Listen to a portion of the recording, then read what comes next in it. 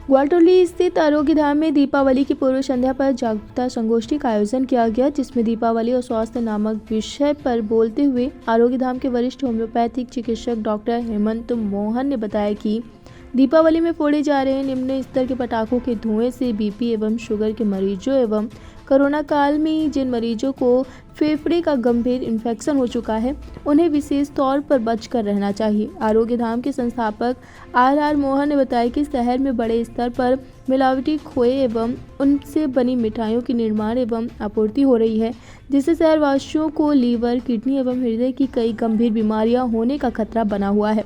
आरोग्य धाम की वरिष्ठ स्त्री रोग विशेषज्ञ डॉक्टर आरती मोहन ने बताया कि इन मिलावटी खाद्य पदार्थों की वजह से महिलाओं में बच्चेदानी में रसौली, बांझपन या कैंसर तक की संभावना बनी रहती है। लोक भारती डिजिटल से कौस्तुभ मिश्रा की खास रिपोर्ट। आज यहाँ पर आरोग्य धाम ग्वालटोली में मैं डॉक्टर हेमंत मोहन, डॉक्टर आरती मोहन, जैसा कि हम लोग देख रहे हैं कि दीपावली के परिवेश में जिस तरह से मिलावटी खोया लोगों को खिलाया जा रहा है, जरा सा जो मिलावटी खोया हम लोग खा लेते हैं, पूरे जीवन हम लोग को उपचार करना पड़ता है। तो हम लोग का ये कहना है, मेरा डॉक्टर आरती मोहन, हमारे संस्थापक आर मोहन, हमारे साथ अशोक मोहन जी भी हैं, कपिल सब्रवाल जी भी हैं, पूनम कपूर जी भी हैं।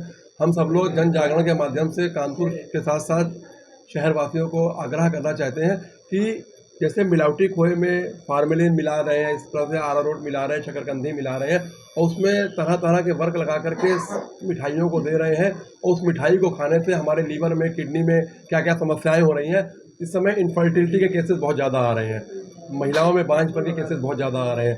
तो ये हमारे स्पर्म काउंट को कम करता है, हमारे ओव्यूलेशन साइकिल को कम करता है और साथ साथ लीवर कैंसर को हमारे ये प्रमोट करता है। तो हमारा ये कहना है कि घर की बनी हुई मिठाइयाँ खाएं और ये ज़रूरी नहीं है कि त्योहार के टाइम हम लोग बाहर की मिठाइयाँ खाएं, क्योंकि शहर में इतनी ज़्यादा दूध की खपत है, जितनी मिठाइयाँ बन रही हैं उससे कम हमारे शहर में दूध आ रहा है। तो ये दूध कहाँ से आ रहा है और हमारे मानव जीवन के साथ ये खिलवाड़ किया जा रहा है। शासन प्रशासन को, जितनी एफडीए की टीम है, उसको इस पर सख्त कदम लेना चाहिए, सख्त कार्रवाई करनी चाहिए। किसी को भी मानव जीवन के साथ खिलवाड़ से कोई अधिकार नहीं है। इस समय डेंगू के बाद, कोरोना की जो थर्ड लहर के बाद लोगों के फेफड़े खोखले हो गए, फेफड़े छलनी हो गए, चारों तरफ धूल है, धुआं है, डस्ट है, स्मॉग है, अभी कोहरा भी आने वाला है। दशहरे के बाद से पीपीएम, जिसको पोल्यूशन का हम लोग पैरामीटर बोलते हैं, वो बढ़ता चला जा रहा है। तो मेरा शहर वासियों से अनुरोध है, जितने भी डायबिटीज़ पेशेंट हैं, कार्डियक पेशेंट हैं, हार्ट के पेशेंट हैं, रेस्पिरेशन वाले पेशेंट हैं, वो मास्क लगाकर पब्लिक प्लेस पर जाएं। बहुत तेज़ ध्वनि वाले पटाखों का प्रयोग बिल्कुल वर्जित है। यह हमारे हार्ट को, अटैक को प्रमोट कर सकता है, ब्लड प्रेशर को बढ़ा सकता है, अनिद्रा का भी बढ़ा सकता है। तो छोटे बच्चों में अस्थमा के केसेस ज़्यादा आ रहे हैं, सर्दी का मौसम है, धूल धुआं डस्ट मिल करके निमोनिया भी बना रहा है। तो लक्षणों के आधार पर होम्योपैथी की दवाइयाँ लेते रहें और आपकी इम्यूनिटी स्ट्रांग रहे।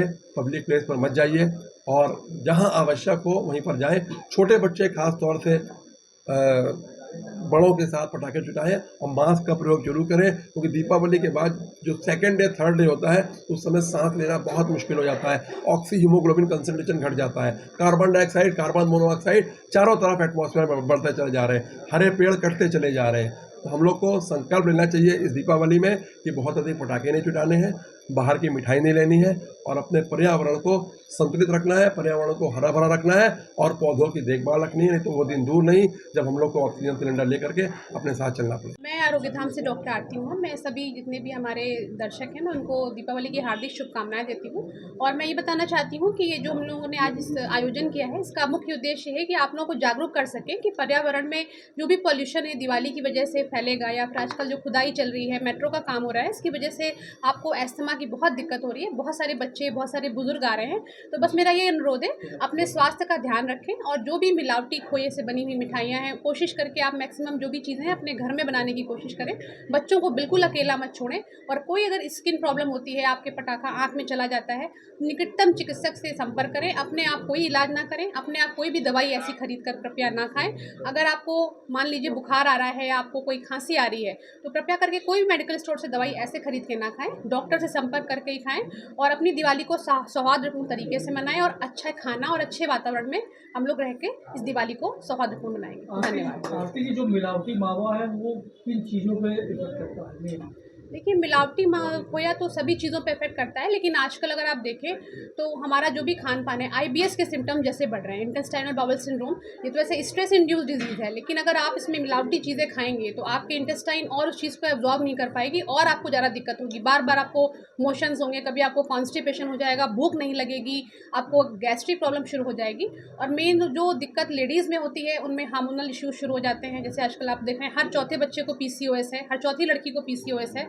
तो इन सब चीज़ों का बहुत पूरे इफेक्ट बॉडी पे पड़ता है। अगर आप ज़्यादा खतरनाक तरीके की फॉर्मलिन बना हुआ खोया ले लेंगे तो नेचुरल सी बात है आपका लीवर जो है वो ख़राब हो सकता है, आपको लीवर के संबंधित बीमारियां हो सकती हैं। तो हमें इन सब चीज़ों का ध्यान रखना है। एज ए डॉक्टर दीपावली पर ये सब मिलावटी चीज़ों को लेकर क्या कहना चाहेंगे? आप किस तरह की एडवाइस दे रहे हैं अपने पेशेंट को आप?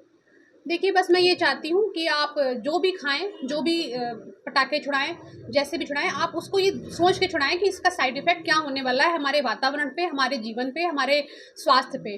तो आप कोशिश करके घर में ही खोया बना लें या फिर ऐसी चीज़ों के ऐसी दुकान से खरीदें जहाँ पे आप जानते हो कि अच्छी मिठाइयाँ मिलती हैं, या बच्चों को कम से कम आप वो चीज़ें दीजिए खाने को जिनमें इन सब मिलावटी चीज़ों का उपयोग हो रहा है। और बच्चों को अकेला तो बिल्कुल नहीं छोड़ना है। और पटाखे कोशिश करके अगर आप ध्वनि प्रदूषण वाले बहुत ज़्यादा ना लें, आप जैसे थोड़े बहुत छोटे मोटे जो पटाखे होते हैं बच्चों को आप उन पे अगर कर दें। दिवाली तो हमें मनानी है, लेकिन कोशिश करके हम लोग कैसे मनाते हैं ये हमारे ऊपर डिपेंड करता है।